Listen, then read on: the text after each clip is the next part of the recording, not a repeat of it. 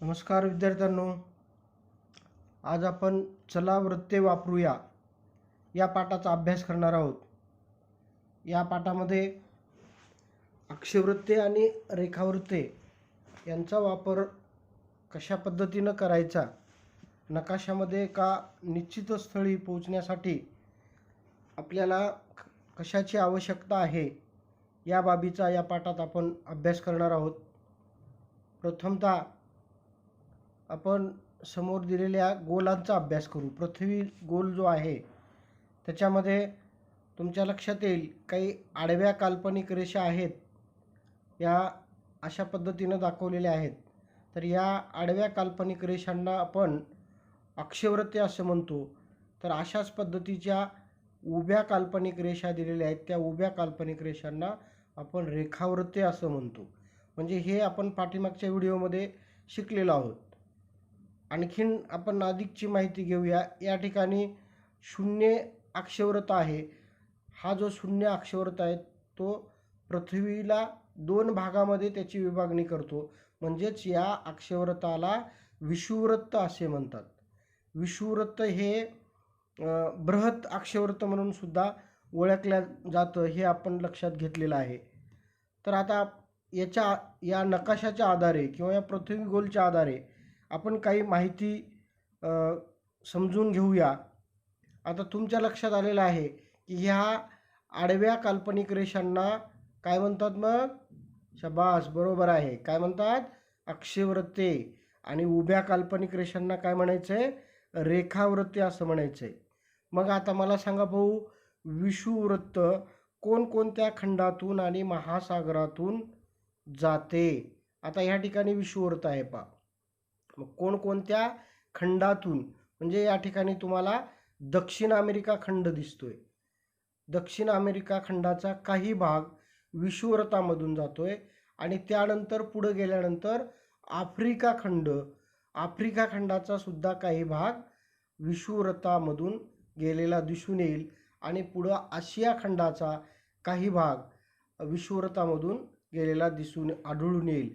म्हणजेच काय, या ठिकाणी पहा, दक्षिण अमेरिका खंड, त्याबरोबर आफ्रिका खंड आणि आशिया खंड, हे जे तीन खंड आहेत, या तीन खंडाचा काही भाग विषुववृत्तामधून गेलेला आपल्याला आढळून येईल. त्यानंतर महासागर कोणकोणते आहेत ते पाहूया आपण. विषुववृत्तावर गेल्यानंतर या ठिकाणी तुम्हाला पॅसिफिक महासागर दिसतं. त्यानंतर पुढं अटलांटिक महासागर, म्हणजेच पॅसिफिक महासागर आणि अटलांटिक महासागर हे विषुववृत्तातून गेलेले आपल्याला दिसून येईल.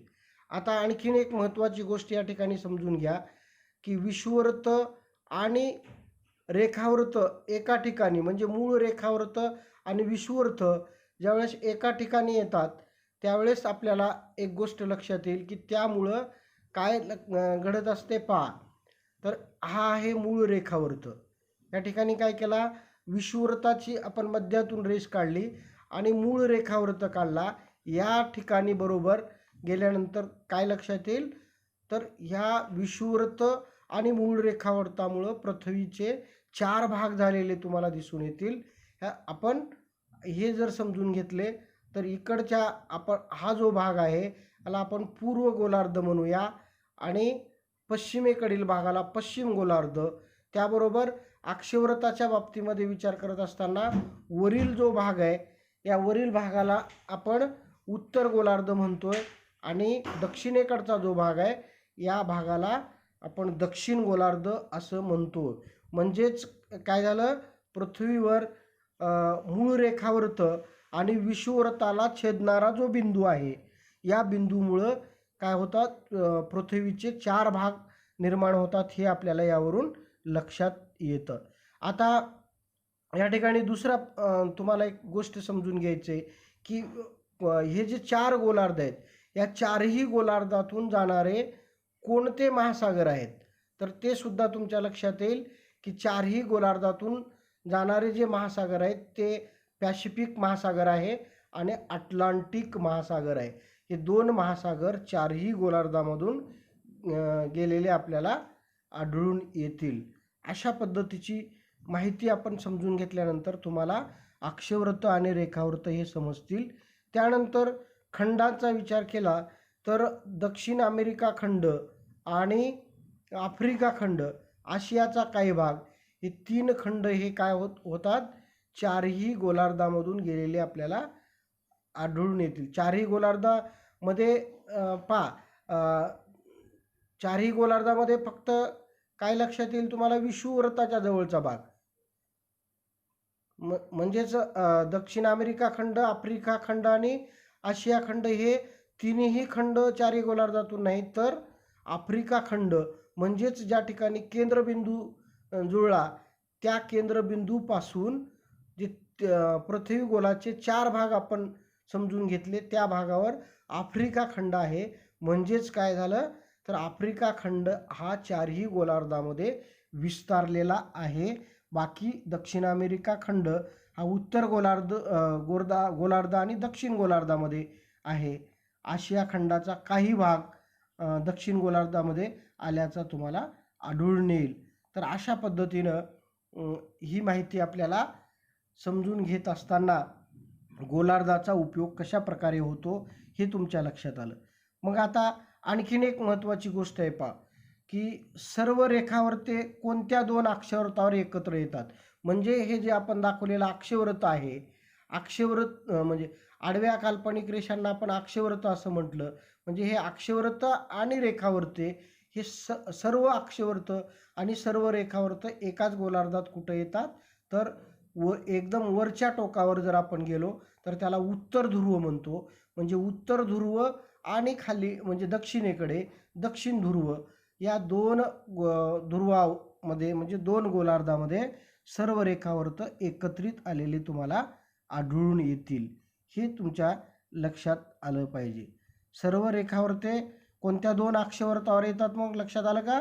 आता हे उत्तर गोलार्ध म्हणजे शेवटचा टोक हे एक अक्षवृत्त आहे आणि दक्षिण गोलार्धातलं शेवटचं हे अक्षवृत्त आहे. म्हणजे ह्या 2 अक्षवृत्तावर काय होतात, सर्व रेखावृत्त एकत्र येतात. हे आपल्याला लक्षात येईल. हे आपण पाठीमागच्या व्हिडिओमध्ये सुद्धा पाहिलेलं आहे. तर अशा पद्धतीनं नेहमी पृथ्वीच्या संदर्भाने जर विचार केला तर आपण यामध्ये वेगवेगळ्या ठिकाणाबद्दल, प्रदेशाबद्दल, नद्यांबद्दल, वेगवेगळ्या ठिकाणांबद्दल आपण काय करत असतो, बोलत असतो आणि प्रदेशाचा विस्तार किंवा त्याचा अक्षांश रेखांश हे समजून घेतो. तर हे समजून घेत असताना ह्या ज्या काल्पनिक आडव्या आणि उभ्या रेषा आहेत ह्यांनाच आपण अक्षवृत्त आणि रेखावृत्त म्हणतो. आणि या अक्षवृत्त आणि रेखावृत्त याच्यामुळं काय होत असतात, आपल्याला पृथ्वीवरील प्रदेश, नद्या, रस्ते ह्याचा विस्तार समजून येतो आणि तो नेमकेपणानं आपल्याला समजून घेता येतो. तो नेमकेपणानं समजून घेण्यासाठी या ठिकाणी आपल्याला कशाचा वापर करावा लागतो, अक्षवृत्त आणि रेखावृत्त. हे तुमच्या लक्षात आलेलं असेल. तर आता आपण आणखीन माहिती समजून घेऊया. तर अक्षवृत्ते आणि रेखावृत्ते हे समजून घेत असताना आपण ब्राझील या देशाचा अभ्यास करूया. कारण तो क्षेत्रफळाने छोटा आहे, लहान आहे, म्हणून आपल्याला समजायला सोपं जाईल. आता पहा, तुम्हाला जर अक्ष व अंश आणि रेखांश माहीत असेल तर त्या अक्षांश आणि रेखांशामुळं काय होईल, आपल्याला ज्या ठिकाणी निश्चित स्थळ जे शोधायचं आहे ते आपल्याला शोधता येईल. म्हणजेच आता मी ब्राझिलिया या देशाचा अक्षांश आणि रेखांश पाहतोय. हे यामुळं काय होईल आपल्याला, की ब्राझील या नकाशामध्ये, ब्राझीलच्या नकाशामध्ये आपल्याला अक्षांश आणि रेखांशाच्या द्वारे त्याचं निश्चित स्थान शोधता येईल. हा जो तुम्हाला नकाशा दिसतोय हा नकाशा कशाचा आहे, ब्राझील या देशाचा आहे. आणि त्याच्यामधलं ब्राझिलिया ही त्या देशाची राजधानी आहे आणि त्या राजधानीच्या ठिकाणाचं अक्षांश आहे 16 अंश दक्षिण अक्षांश आणि रेखांश आहे 48 अंश पश्चिम रेखांश. यामुळं काय होतं, या अक्षांश आणि रेखांशामुळे आपल्याला ब्राझील या देशामधील ब्राझिलिया या देशाची राजधानी सहजपणे आपल्याला ओळखता येईल, शोधता येईल. त्याच्यासाठी आपल्याला अक्षांश आणि रेखांशाची माहिती असणं आवश्यक आहे. आता आपण संपूर्ण ब्राझील देशाचा जर विस्तार बघितला तर ब्राझील देशाच्या विस्तारामध्ये तुम्हाला अक्षवृत्त आणि रेखावृत्त माहीत असले म्हणजे आपल्याला संपूर्ण ब्राझील देशाचा विस्तार समजून घेता येईल. 5°15' हे उत्तर अक्षवृत्त आहे. त्याचबरोबर 33° 33° आणि 45' हे दक्षिण अक्षवृत्त आहे. म्हणजे ह्या अक्षवृत्तांची माहिती. त्यानंतर रेखावृत्ते 73°59' आणि 34°47' हे त्यांची रेखावृत्त आहेत. म्हणजेच अक्षवृत्ते आणि रेखावृत्ते या दोघांच्या साहाय्याने आपल्याला काय करता येईल, ब्राझील या देशाचा विस्तार समजून घेता येईल. तर अशा पद्धतीनं ही अक्षवृत्ते झाली आणि ही रेखावृत्ते झाली. या दोघांच्या साहाय्यानं आपल्याला संपूर्ण ब्राझील या देशाचा विस्तार आपल्याला अशा पद्धतीनं समजावून घेता येईल. म्हणजेच काय झालं, 5°15' उत्तर अक्षवृत्त, 33°45' दक्षिण अक्षवृत्त, त्याचबरोबर 73°59' पश्चिम रेखांश किंवा पश्चिम रेखावृत्त, त्याचबरोबर 34°47' पश्चिम रेखावृत्त यांच्या दरम्यान ब्राझील या देशाचा विस्तार आहे. हे आपल्याला निश्चितपणाने काय करता येईल, सांगता येईल. समजलं असेल आता. म्हणजे अशा पद्धतीनं एखाद्या देशाचं अक्षवृत्त आणि रेखावृत्त जर आपल्याला समजून घ्यायचं असेल तर त्या देशाचं अक्षांश आणि रेखांश माहीत असणं सुद्धा आवश्यक असतं. आपण आता ब्राझील या देशाचा अभ्यास करतोय. ह्याच्यावरून या पृथ्वीगोलामध्ये तुमच्या लक्षात येईल की ब्राझील हा 2 अक्षवृत्तामध्ये विस्तारलेला आहे. म्हणजे कोणत्या 2 अक्षवृत्तामध्ये? हा झाला कोणता? उत्तर अक्षवृत्त झाले.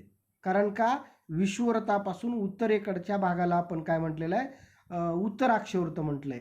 हा जो तुम्हाला भाग दिसतोय तो काय, विषुववृत्ताचा भाग आहे. म्हणजे या विषुववृत्तामुळे उत्तर आणि दक्षिण असे 2 गोलार्ध निर्माण झाले. तर ब्राझीलचा विस्तार उत्तरेकडे 5°15' आपण बघितलं, तो अक्षवृत्ताचा हा भाग आहे. त्याच्यानंतर दक्षिणेकडे आल्यानंतर दक्षिणेकडे सुद्धा त्याचा गोलार्ध तुम्हाला 33° पर्यंत दिसेल. म्हणजेच काय, ह्याच्यावरून तुमच्या काय लक्षात येईल, तर ब्राझील हा दोन्ही म्हणजे उत्तर आणि दक्षिण गोलार्धामध्ये त्याचा विस्तार झालेला आहे. ही बाब यावरून आपल्याला लक्षात येईल. ब्राझीलचा विस्तार हा मग कोणत्या गोलार्धामध्ये आहे? ब्राझीलचा विस्तार उत्तर व दक्षिण गोलार्धामध्ये आहे. हे या आकृतीवरून आपल्याला लक्षात येईल. आणखीन एक आपण नकाशा पृथ्वीच्या गोलचा भाग बघतोय. ह्याच्यावरून तुम्हाला काय लक्षात येतं पहा. आता या ठिकाणी काय केलेलं आहे, हा जो भाग आहे पूर्व भाग आहे.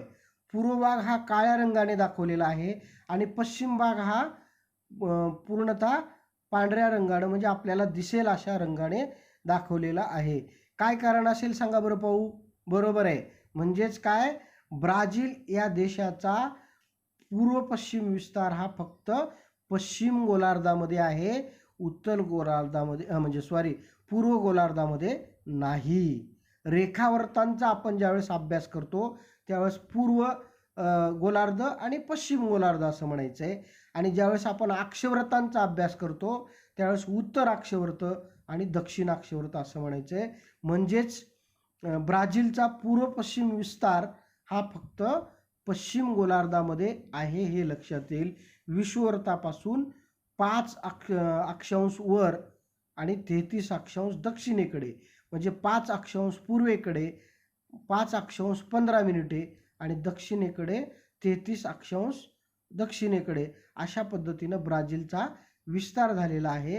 ह्याच्यामध्ये तुम्हाला लक्षात ठेवण्यासारखी बाब कोणती आहे, तर पूर्व रेखावृत्तामध्ये ब्राझील या देशाचा विस्तार नाही, तर फक्त तो पश्चिम गोलार्धामध्येच ब्राझीलचा विस्तार आहे. ही बाब तुम्हाला यावरून लक्षात येईल. आणखीन पहा, आता ही आहे साओ फ्रान्सिस्को नदी. या ठिकाणी ब्राझीलचा नकाशा आहे आणि त्या नकाशामध्ये साओ फ्रान्सिस्को नदीचा विस्तार पाहायचा असेल तर आपल्याला कोणत्या अक्षांश आणि रेखांशाद्वारे आपल्याला ब्राझीलचा विस्तार समजून घेता येईल, तर साओ फ्रान्सिस्को या नदीचा विस्तार हा 7 अंश 7 अंश 33 मिनिटे दक्षिण ते 21 अंश दक्षिण अक्षांश अशा प्रकारे अक्षवृत्ताचा विस्तार आहे. त्याच्यानंतर 33 अंश 30 मिनिटे पश्चिम रेखांश ते 47 अंश 30 मिनिटे पश्चिम रेखांश अशा प्रकारे त्याचा काय आहे अक्षवृत्तीय आणि रेखावृत्तीय रेखांश आहे. हे तुमच्या लक्षात येईल. आपण जर बघितलं तर पहा, आता ह्या ठिकाणी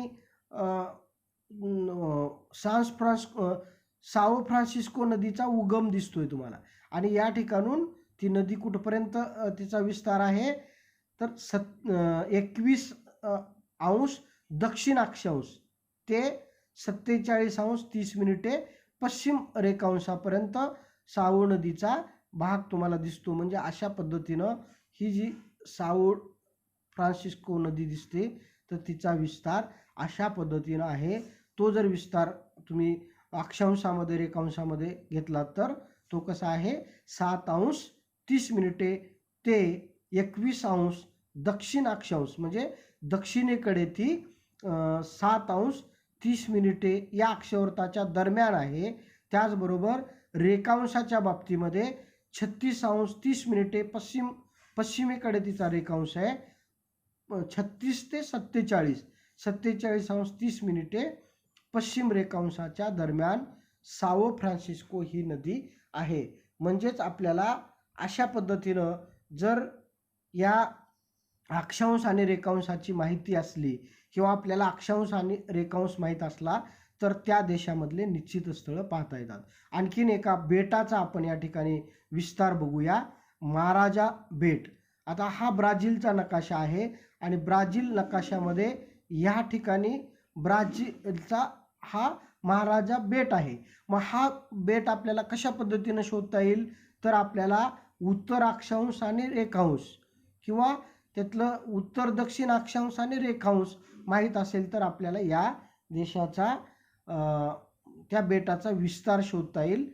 तर या ठिकाणी पहा 0 अंश 4 मिनिटे हे उत्तर अक्षांश आहे आणि 51 अंश पश्चिम रेखांशाच्या दरम्यान काय झालेला आहे ह्या म्हणजे महाराजा बेटाचा विस्तार आहे. म्हणजे ह्या ठिकाणी जर बघितलं तर हा काय आहे 4.4 अंश उत्तर अक्षांश आहे आणि 51 अंश पश्चिम रेखांशाच्या दरम्यान.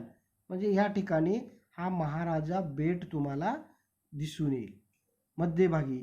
इथं काय महाराजा बेटाचा हा विस्तार आहे. तर अशा पद्धतीनं आपल्याला अक्षांश आणि रेखांशाच्या साहाय्याने वेगवेगळ्या ठिकाणाचा शोध घेता येतो. हे सुद्धा आपल्याला लक्षात येईल. आणखीन काही रेखावृत्तांचे परिणाम आपल्याला लक्षात घेता येतील की जर आपण थोडंसं आणखीन माहिती घेतली अक्षवृत्तांची तर लक्षात येईल की मध्यभागी आपण पाहिलं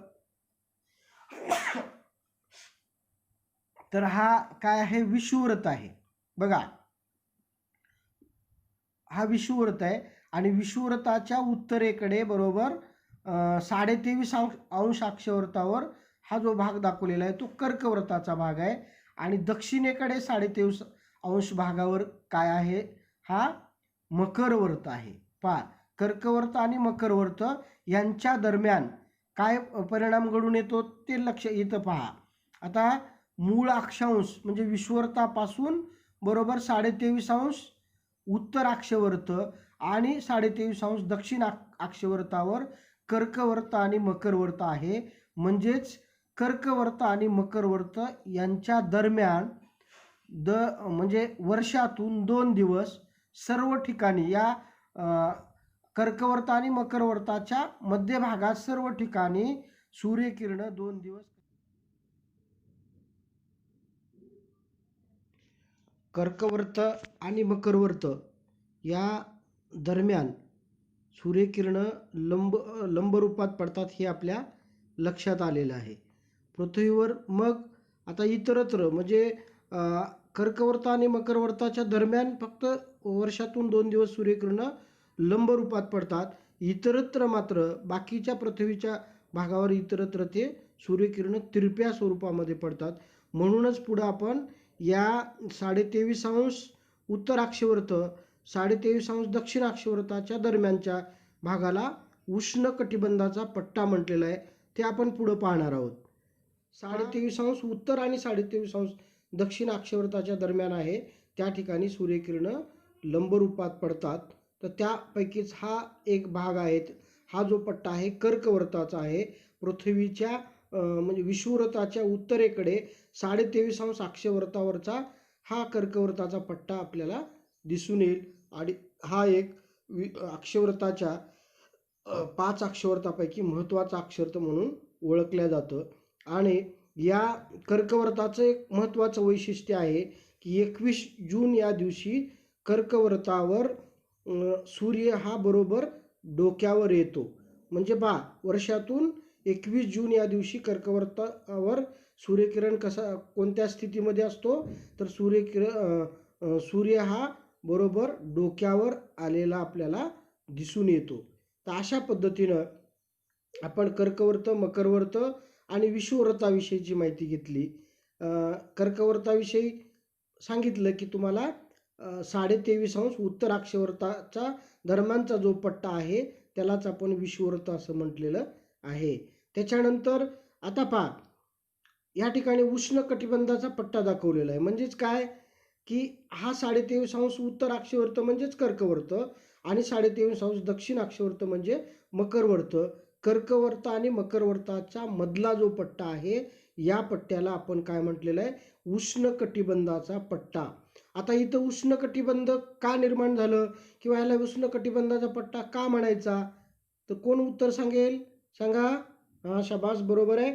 म्हणजेच काय, या ठिकाणी वर्षातून 2 दिवस सूर्यकिरणं लंब रूपात पडतात, म्हणून या पट्ट्याला उष्ण कटिबंधाचा पट्टा असं म्हटलेलं आहे. हे लक्षात येईल तुमच्या.